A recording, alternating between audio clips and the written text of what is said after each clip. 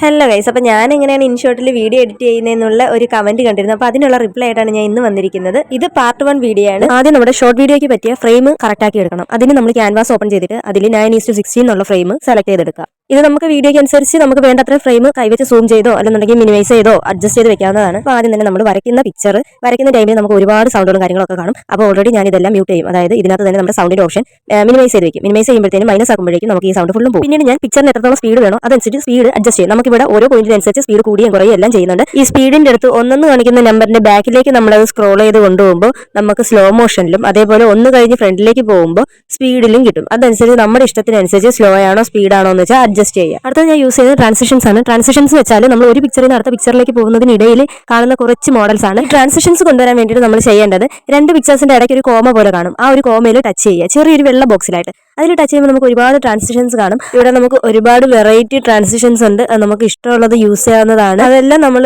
Download ചെയ്തെടുക്കേണ്ടതാണ്. അത് നമുക്ക് ആവശ്യമില്ലെന്നുണ്ടെങ്കിൽ വേണ്ട.